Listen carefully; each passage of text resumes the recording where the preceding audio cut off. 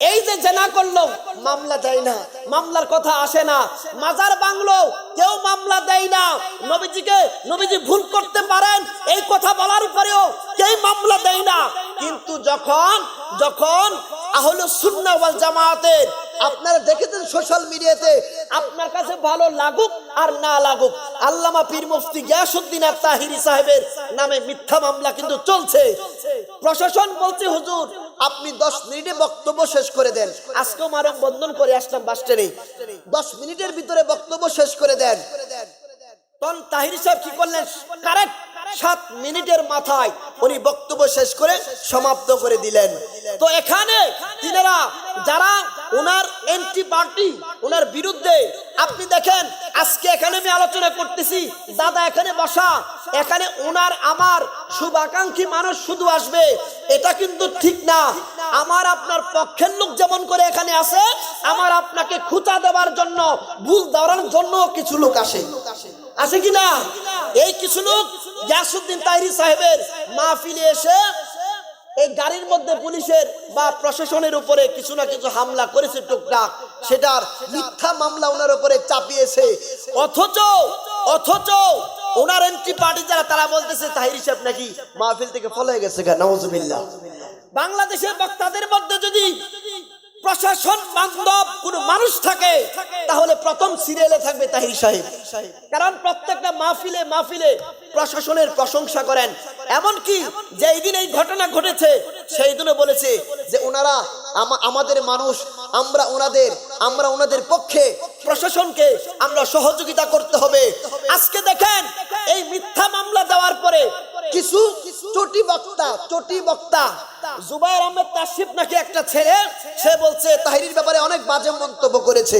কিন্তু 2 দিন আগে যে এই জেনা করলো মসজিদের ভিতরে, কোন আলেম এটার বিরুদ্ধে এখনো কথা বলে নাই। কেন বলে নাই? তার মানে বোঝা গেল ডাল মে কুছ কালা হে, তাহলে বোঝা গেল কোনো না কোনো কারণ আছে।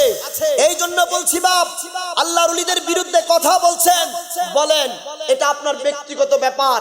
আপনার ঘরে খান, আপনার বাবার টাকায় চলেন, আপনি যাকে ইচ্ছা তাকে সেটা বলতে পারবেন।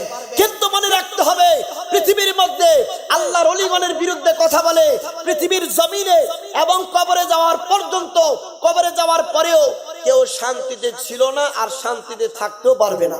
ঠিক না ভাই? ঠিক। আপনি দেখেন না আজকে মহেশপুর, জয়নগর, আশরাফপুর, সাপমারা, এই যে রাজপ্রচার সহ যত এলাকা আছে, ওনারা তো দুনিয়ার অনেক কিছু আপনারা দেখেছেন, মুরব্বী যারা আছেন। আগেকার জামানায় যখন মানুষ কোন মুসিবতে পড়তো, হুজুরদের কাছে যাইতো, 1 গ্লাস পানি নিয়ে পানি পড়া আনতো, রোগ ভালো হয়ে যাইতো। আজকে কেন যায় না? আজকে পানি পড়ে না, পুরা কোরআন খতম করে ফু দেয়, কাজ হয় না। কেন? ওই মসজিদে এই কাজ করে, মসজিদের ভিতরে এই কাজ করে, আল্লাহর ঘরের মধ্যে আল্লাহর ঘরকে অসম্মানী করে আল্লাহর কোরআন তেলাওয়াত করে ফু দিলে কাজ হবে? এই কাজ হবে? আজকে আমি উদাত্ত আহ্বান জানাতে চাই, আহলুস সুন্নাহ ওয়াল জামাতের আকীদায় যারা বিশ্বাসী, যারা পীর মুরিদি বিশ্বাস করেন, যারা বলবে পীর মুরিদি অতীতে যারা বিদআত বলতো সবচেয়ে বেশি, তাদেরই বর্তমানে মুরিদ বেশি, তো এখন দেখতেছে এটা ছাড়া আর কোনো উপায় নাই। আজকে আপনি পৃথিবীর সূচনা লগ্ন থেকে দেখেন, যখন আল্লামা আকবর আলী রিজভী রহমাতুল্লাহ আলাইহি ওনার জমানার কথা, আজকে তো আমরা টাকার জন্য অনেক বক্তা আসি, সরাসরি বলছি, কিন্তু ওনারা নিজের পকেটে টাকা খরচ করে মাহফিল করতেন, আর মানুষও তখন হেদায়েত হতো। আমাদের মাজারে তো জয়নগরে আমি যতটুকু জানি, দাদারা বলতো যে 2 টাকা 5 টাকা দিলে নাকি ওয়াজ করতো, পানি ভাত খায়া ওয়াজ করে চলে যাইতো, সারা রাত্র মানুষ ওয়াজ শুনে মজা পাইতো। এখন মজা নাই কেন? কারণ যেই বক্তা ওয়াজ করে তার ইমানই তো ঠিক নাই, যেই বক্তা ওয়াজ করে তার ইমান কি ঠিক নাই। আজকে আমরা যেই জায়গা থেকে আমার নবীর কথা বলছি, আপনি যেই জায়গা থেকে ওলির কথা বলছেন, আপনি পীর মুরিদির কথা বলছেন, হযরত শাহজালাল 360 জন আউলিয়া কেরাম ছিলেন, ওনার অসংখ্য মুরিদান ছিলেন, উনি পীর মুরিদি করে ইসলাম প্রচার করেছেন বাংলাদেশে। ঠিক না বেঠে? এই যে কুতুবিয়া দরবার শরীফ থেকে জামালউদ্দিন মমি রহমাতুল্লাহ আলাইহি জীবিত অবস্থায় উনি যত জায়গায় গিয়েছেন, মুরিদদেরকে দিক নির্দেশনামূলক আমল যাতে বেশি বেশি করে মুরিদগুলা ওনার ভক্তবৃন্দগুলা কিভাবে চললে ভালো হতে পারবে, আল্লাহ রসুলকে পাবে, এই বয়ানগুলা বেশি বেশি করতেন। ঠিক না বেঠিক? ওনার চেহারার মধ্যে ভাসতো আল্লাহর ওলি হচ্ছেন তারা যাদের চেহারার দিকে তাকাইলে আল্লাহর কথা স্মরণ হয়, মৃত্যুর কথা স্মরণ হয়। সুবহানাল্লাহ। হযরতে খাজা গরিবে নওয়াজ উনি একটা এলাকায় গেলেন, উনার একজন পীর ভাই মারা গেল। দেখেন আপনারা যারা পীরের হাত ধরেছেন, যখন ওনার পীর ভাই মারা গেল জানাজায় অংশগ্রহণ করলেন, করার পরে জানাজা দেওয়ার পরে উনি দাফন করার পরে কবরের পাশে দাঁড়াইলেন। হুজুর আপনি কবরের পাশে দাঁড়াইলেন, আমি যতটুকু জানি খাজা উসমান হারুনি ছিলেন খাজা বাবার পীর সাহেব কেবলা। খাজা উসমান হারুনি বলেছেন যে আমার এই মুরিদ মারা গেলে তার কবরের জবাব আমি দেব। সুবহানাল্লাহ।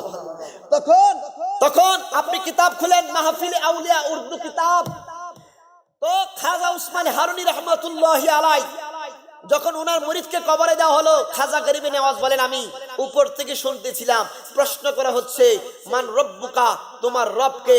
খাজা উসমান হারুনি পাশে দাঁড়িয়ে বলছেন রব্বি আল্লাহ, আমার রব হচ্ছেন আল্লাহ, আমার রব হচ্ছে আল্লাহ। আমার রাসূলকে যখন দেখিয়ে বলা হলো মা কুনতা তাকুলু ফি হাক্কি হাযার রাজুল, আমার রাসূলকে দেখিয়ে বলা হলো উনি কে? খাজা উসমান হারুনি বলছেন উনি আর কেউ না, উনি হচ্ছেন দুজাহানের বাদশা রহমাতুল লিল আলামিন। জোরে বলুন সুবহানাল্লাহ। খাজা গরিবে নওয়াজ বলেন আমি শুনতেছিলাম নিষ্কণ্ঠ দানব, তোমরা শুনছো না, কারণ তোমাদের এই কথাগুলি শোনার শক্তি আল্লাহ পাক দেন। কবরের মধ্যে যখন কোনো মৃত মানুষকে রাখেন দাদা, তখন কবরের আযাব হলে গরু বাছুরি এরা শুনতে পায়, এরা শুনতে পায়। তো একটা গরু বাছুরি যদি শুনতে পায়, আল্লাহর ওলিদের ক্ষমতা কম না বেশি? আল্লাহর ওলিদের ক্ষমতা কম না বেশি? তখন আল্লাহর ওলি খাজা গরিবে নওয়াজ রাহিমাহুল্লাহ বললেন আমার পীর মুর্শিদ খাজা উসমান হারুনি তিনি স্বয়ং এসে মুরিদের প্রশ্নের জবাব দিয়ে ওনাকে কবরের মধ্যে দেখা গেল জান্নাতি বিছানা বিছিয়ে দেওয়ার পরে উনি এই জায়গা থেকে বিদায় নিলেন। বলুন সুবহানাল্লাহ। আজকে আল্লাহর ওলিগণ মাজারের মধ্যে, আল্লাহর ওলিগণের মাজার বললেই তো আরেক ঝামেলা, যে মাজার বলা শিরিক, কবর জিয়ারত করা শিরিক, কবর বলা যাবে, মাজার বলা যাবে না। আপনি যে প্ল্যাটফর্মে চাকরি করেন, আপনি যে ব্যাংকে চাকরি করেন, ব্যাংকার এর চেয়ারম্যান যিনি, প্রধান যিনি একটা ব্যাংকের, ওনার নাম এক্সাম্পল ধরেন আব্দুর রহমান। আপনি বলেন তো এই চেয়ারম্যানের পরে যারা অফিসার আছেন তারা গিয়া ওই চেয়ারম্যানকে আব্দুর রহমান বলে না স্যার বলে? কি বলে? এখন আমি যদি বলি আপনি কুরআন সুন্নাহ ইজমা কিয়াস থেকে দেখান যে আব্দুর রহমান কোন ব্যক্তিকে স্যার বলা জায়েজ, এমন একটা হাদিস দেন, দেখাতে পারবে? কারণ স্যার শব্দ হচ্ছে ইংরেজি। স্যার শব্দ কি ইংরেজি না দাদা? তো ওই সময় তো ইংরেজি চলতো না, তো নবীজি কি বলে গেছে তুমি স্যার ডাকো না? বলেন নাই। তাহলে তুমি তোমার চেয়ারম্যান ব্যাংকের প্রধানকে সম্মানার্থে স্যার বলো, তাহলে আমি কি আল্লাহর ওলির কবরটাকে সম্মানার্থে রওজা বললে বিদআত হয়ে যাবে? এই বিদআত হয়ে যাবে। আল্লাহ কোরআনে নিজে বলেছেন আল্লাহর ওলিগণের মাজারকে আমি এখন ম্যাক্সিমাম সময় মাজার বলি না, রওজা বলি। সুবহানাল্লাহ। কারণ আল্লাহ নিজে কোরআনে বলেছেন মুমিন বান্দা যারা তারা তাদের রওজাতে শুয়ে থাকে। সুবহানাল্লাহ। এখন দেখেন বাপ, পৃথিবীর ইতিহাস খুলেন, খালি পায়ে এই যে কুতুবিয়া দরবার শরীফে গেলে ভক্তবিন্দুরা খালি পায়ে বিনয়ের সহিত ঢুকে। এই জুতা খুলে ঢুকোস কেন? জুতা খুলে ঢোকা যাবে না, জুতা নিয়ে ঢুক। যারা এটা বলবে বুঝবেন সে এক নম্বর মুনাফিক, কারণ রাসূলুল্লাহ সুন্নাহ সম্পর্কে তার ধারণা নাই, পড়াশোনা কম। মুসলিম শরীফের হাদিস, আম্মা জান আয়েশা বলেন রাসূল আরবি রাসূল কারীম সাল্লাল্লাহু আলাইহি ওয়াসাল্লাম একদিন রাত্রি বেলা আমি দেখলাম খরাজ রাসূলুল্লাহ সাল্লাল্লাহু আলাইহি ওয়াসাল্লাম নবীজি হুজরা মুবারক থেকে বের হলেন। বের হওয়ার পরে দেখলাম যাইতে জান্নাতুল বাকির সামনে দাঁড়ালেন। সামনে দাঁড়ানোর পরে তিনি দেখলেন নবীজির পা মুবারক থেকে, নুরানি পা মুবারক থেকে স্বয়ং নবীজি জুতা মুবারক খুলে এক পাশে রাখলেন। সুবহানাল্লাহ কইনা রে? জুতা মুবারক রেখে খালি পায়ে সাহাবীগণের মাজার জান্নাতুল বাকির ভিতরে প্রবেশ করলেন। আম্মা জান আয়েশা সিদ্দিকা রাদিয়াল্লাহু তাআলা আনহা বলেন আমি দেখলাম রাসূল আরবি রাসূল করিম সাল্লাল্লাহু আলাইহি ওয়াসাল্লাম একবার নয় দুইবার নয় তিনবার সাহাবা کرامের মাজারের দিকে মুখ করে দোয়া করেছেন। সুবহানাল্লাহ। আজকে মাজারের দিকে দোয়া করলে ম্যাক্সিমাম সময় জানাজার পরে দোয়া করলে এই পশ্চিম মুখী হয়ে দোয়া কর। দোয়ার কোনো কিবলা আছে? আপনার বাড়িতে যখন দাওয়াত খাইতে যায়, এই আপনাদের বাড়িতে হুজুরা বাড়িতে দাওয়াত খাইতে যায় না? যাই তো। কোনো এক কারণে গেলে সমস্ত হুজুররা তো একদিকে বসতে পারে না, এই যে খাটের মধ্যে গুইরা বসে, গুল হয়ে বসে, তখন দোয়া করে না? তো যিনি দোয়া করেন তিনি না পশ্চিম দিকে, বাকিরা তো অন্য দিকে আছে, উত্তরে দক্ষিণে, ঠিক না ভাই? ঠিক। তখন তাদেরকে বলবেন হুজুর সবাই পশ্চিম দিকে হয়ে দোয়া করেন, যেহেতু মাহফিলে কোন আজকে এটার আইন প্রতিষ্ঠা করেন, ঠিক না ভাই? ঠিক।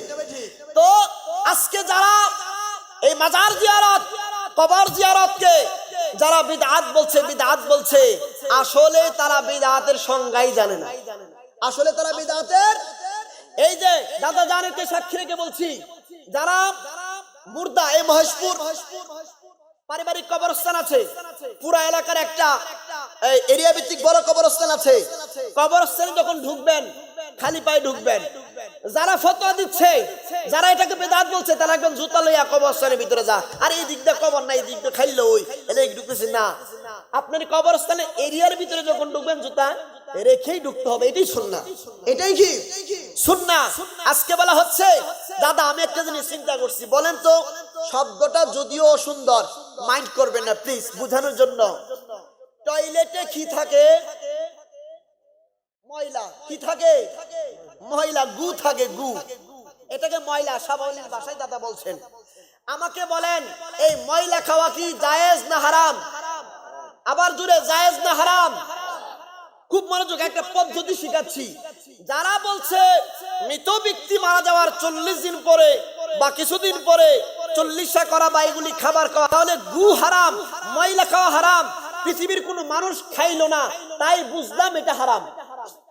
এখন যদি এমনটা হইতো যে 40 দাওয়াত হুজুরদেরকে দাওয়াত দিতেই আসি, কিন্তু কেউ আর দাওয়াত খেতে আসে না, তখন প্রশ্ন করা হইতো হুজুর 40 দাওয়াত দিলাম আপনারা যে বছরের পর বছর কেউ আসেন না, তখন যদি বলতো এটা হারাম এই জন্য যাই না, তখন বুঝতাম হারাম দিকটা, এটা খাই না, মাইনা নিতাম।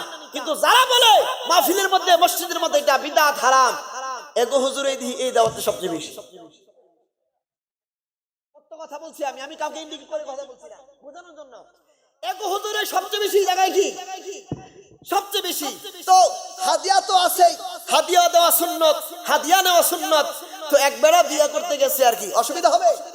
এক ব্যক্তি বিয়া করতে গেছে, বিয়া কইরা এই জামাই যখন আসছে, জামাইকে মালা দেই না আমাদের এলাকায় অনেক সময়, বলে মালা যে হুজুর এসে বলতেছে থামো, এই মালা দেওয়া বেদাত। তো লোকেরা বলতে হুজুর আমগো দুলাভাই, আমগো এলাকার দুলাভাই, আমরা মহব্বত কইরা ভালোবাসা ফুলের মালা দিছি না, মহব্বত কইরা ফুলের মালা দিল এটা বেদাত। হ্যাঁ ঠিক আছে হুজুর, আচ্ছা আপনার কথাই দিলাম না, বিয়ে পড়ানো শেষ, সব শেষ। তো বরের বাবা আছে না, উকিল বাবা বা যে কোনো বাবা, আয়সা হাতের মধ্যে হাদিয়া দিছে, বিয়াটা পড়াইছে, 1000 টাকার একটা দিছি আর কি, লইয়া মনে করেন আল্লাহর রাস্তায় বিসমিল্লাহ, পকেটে বর্তাছে, যুবক দুইটায় ধরছে, হুজুর থামেন, কিছে কইটা কি? বিয়া পড়াইছে যে হাদিয়া, এটা নেও তো বেদাত, না এটা তো খুশি হয়ে দিছে, আপনার একটা হাদিসে খুশি হয়ে আমরা ফুলের মালা কি সেটা ইসলাম, আপনারটা জায়েজ সওয়াব, আমারটা কি বেদাত হয়ে গেছে গা। কথাই কথাই যারা বেদাত কয় বুঝবেন হারা বেদাতের সংজ্ঞা বুঝে না। এই যে মহিলারা মা বোনেরা আসে, আগে তো এক সময় বলতো যে বিড়ু করা বেদাত, অমুক করা বেদাত, তমুক করা বেদাত। এখন দেখি তাদের অনুষ্ঠানেও শত শত ক্যামেরা থাকে, তাদের অনুষ্ঠানে শত শত ক্যামেরা থাকে। দেখেন এখন দেখেন, আমি সময় সংক্ষেপ করছি। এখন দেখেন বিষয় হচ্ছে এই যে মা বোনেরা ওয়াজ মাহফিলে আসে, বলুন তো ওনারা যদি কোনো কারণে, এই যে এখানে তো ম্যাক্সিমাম মানুষ দেখা যাচ্ছে বিবাহিত, যুবক একটু কমই, তো অসুবিধা নাই, এখানে ম্যাক্সিমাম কি বিবাহিত না? বিবাহিত। আমি জয়নগরেও বলছিলাম, মনে হয় নাকি কোন জায়গায় বলছিলাম ওই দিন, যে দেখেন ম্যাক্সিমাম এলাকার মধ্যে দেখবেন মানুষ যখন মারা যায় সবচেয়ে বেশি পুরুষ আগে মারা যায়, এই কথা বলে না, সবচেয়ে বেশি পুরুষ আগে মারা যায়। মাগো কষ্ট নেবেন না, আমি বোঝানোর জন্য বলছি। পুরুষ কাজ করতে করতে করতে অসুস্থ হয়ে মারা যায় না। পুরুষ মারা যায় পুরুষের মেধার মধ্যে অধিক প্রচুর পরিমাণে টেনশন থাকার কারণে। পুরুষ দুর্বল হয় টেনশনে। বৈজ্ঞানিক একজন সায়েন্টিস্ট বলেছিলেন, ওনার নামটা এই মুহূর্তে আমার স্মরণ নাই, উনি বলেছিলেন যে একজন পুরুষের টেনশন পেরেশান যদি 100 জন মহিলার কাছে বন্টন করে দেওয়া হয়, তাহলে 99 জন মহিলা অজ্ঞান হয়ে পড়ে যাবে। তাহলে একটা পুরুষ কত চিন্তা নিয়ে ঘুরে, কত চিন্তা নিয়ে ঘুরে। মাগো আপনার স্বামী যখন ঘরে যাবে আপনি মুচকি হাসি দেন, আপনার স্বামীও যদি আপনার সাথে মুচকি হাসি দেয়, বুঝবেন আপনাকে আল্লাহ ভালোবাসে। সুবহানাল্লাহ কই না রে?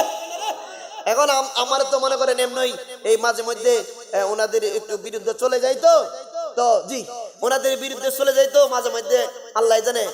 এই যে আপনারা আজকে জি কইতাছেন না, বাড়িতে গিয়া যখন বাড়ি লিখইব সামনে বছর জয়না করে দাওয়াত দিও না কইলাম, নাইলে কইলাম খবর আছে তোমার। পরে আমরা কি করেন জানি, আচ্ছা ঠিক আছে তুমি যখন কইছো আমি এই মিটিং এর মধ্যে আবদারটা রাহুম না, অসুবিধা নাই। তো আপনারা পক্ষে কথা কমেন না, জি কইবেন আমারে, হ্যান্দা গিয়া লাগাবেন খেস সমস্যা দিয়ে যাবাই। কারণ হুজুর হোক, ব্যারিস্টার হোক, জজ হোক, সবাই গরগিয়া দুর্বল, সবাই গরগিয়া কি দুর্বল না। তো যাই হোক, যত কিছুই বলেন, আপনার স্বামীটা বেশি দিন বাঁচবে, বেশি দিন সুস্থ থাকবে যদি আপনি পেরেশানি না দেন, পেরেশানি না দেন। আপনাকে নতুন শাড়ি 3 পিস কিনে দিয়ে আপনার নিজের স্বামীটা ভালো কাপড় পরে না, ভালো জুতা পরে না, কিন্তু সমস্যা কোন জায়গায় জানেননি?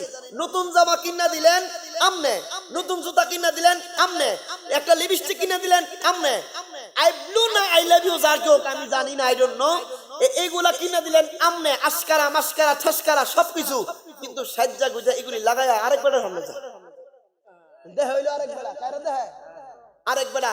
তো এগুলার পিছনে খরচ করছেন কেডা? আমনে। মাগো সৌন্দর্য দেখানোর জন্য, সৌন্দর্য দেখার অধিকার একমাত্র আপনার স্বামী রাখে, একমাত্র আপনার স্বামী রাখে। অন্য কারো সামনে সৌন্দর্য প্রকাশ করা যাবে না। আমরা শিক্ষিত সমাজ, এগুলা আমার আপনার সবার কম বেশি ভুল আছে। ভুলগুলো বারবার যখন আমরা তুলে ধরবো, একদিন না একদিন কেউ না কেউ শুধরানোর একটা প্রয়াস পাবে, কেউ না কেউ শুধরাবে। আজকে যেই যুবকরা, আমার রাখবা যুবকরা, আমার শেষ কথা, যেই যুবকরা মনে করছো যে দাড়ি রাখলে বেডটাইম তো পছন্দ করতো না, তো দাড়ি উল্লাহ বেটার কাছে আমার জিবিয়া দিতাম না, অমুক মেয়ে আরে আম্মা আমার তো দাড়িওয়ালা যুবক পছন্দ না, ফার্ম শেভ করে, ক্লিন শেভ করে, এরকম ছেলে দেখে হ্যান্ডসাম দেখে আমারে তোমরা বিয়া দিবা। যুবক শোনো, তোমাকে বলছি, ইউসুফ আলাইহিস সালামের দাড়িওয়ালা যুবক ছিলেন উনি। ওনার সৌন্দর্য দেখে মিশরীয় মহিলারা লেবু কাটতে গিয়ে আঙ্গুল কেটে ফেলেছিল। তাহলে বোঝা গেল দাড়ি থাকলেই পুরুষের সৌন্দর্য বাড়ে, দাড়ি থাকলে আল্লাহর দরবারে ওই যুবকের মর্যাদা বেশি। ঠিক না বেঠে? এই জন্য আজকে দেখেন, আজকের মাহফিল যারা সাজিয়েছেন, আজকের মাহফিল যারা সাজিয়েছেন, বিশেষ করে হানিফ ভাই সহ আমি সকলের নাম জানি না, যারা সাজিয়েছেন আল্লাহর ওলি এবং আল্লাহ রাসূল সাল্লাল্লাহু আলাইহি ওয়াসাল্লামের মুহাব্বত আছে বিদায় মাহফিল করেছেন। প্রশ্ন আসে প্রত্যেকটা মাহফিলে, এই প্রশ্নটা আমাকে বেশিরভাগ করে, কিছু দুষ্ট আছে করে, হুজুর মাহফিল করে নামাজি বাড়ে না, মাহফিল করে সুদখোর কমে না, মাহফিল করে ব্যভিচার কমে না, মাহফিল করে পর্দা লঙ্ঘন যেটা এটা বন্ধ হয় না, তাহলে মাহফিল করার দরকার কি? প্রশ্ন ঠিক আছে না? প্রশ্ন তো ঠিক আছে। এখন দেখেন, আপনি নামাজি বাড়ে না বিদায় আপনি যদি এই ইসলামিক অনুষ্ঠানগুলো বন্ধ করে দেন, যেগুলা নামাজি সেগুলো আর নামাজ পড়বে না, পরবর্তীতে নষ্ট হয়ে যাবে। ইসলামিক অনুষ্ঠানগুলি করে যাবেন, কে হেদায়েত পেল কে হেদায়েত পেল না সেটা আপনার দেখার বিষয় না, হেদায়েতের মালিক কে? হেদায়েতের মালিক আল্লাহ। আপনি প্রতিনিয়ত করে যান, তাহলে তো আমি আপনাকে প্রশ্ন করব, হুজুর আপনি মসজিদে মিম্বরে বসে প্রতি জুমার সময় যে বলেন এটা করো না ওইটা করো, সুন্নত এটা, এভাবে উযু করো, এভাবে গোসল করো, কেউ তো আপনার কথা মানে না। তাহলে মসজিদেও আপনিও নামাজ পড়ায়েন না, বক্তব্য দিয়েন না। ঠিক না ভাই? মানুষ করুক বা না করুক, আপনি চালিয়ে যেতে হবে। যদি 100 বছর আরো 100 বছরের মাহফিলটা থাকে, 100 বছরের ভিতরেও যদি একজন হেদায়েত হয়ে যায়, একজনের ওসিলায় আমি আপনি পার হয়ে যেতে আল্লাহ পাক সকলকে কবুল করতে পারে কি পারে না?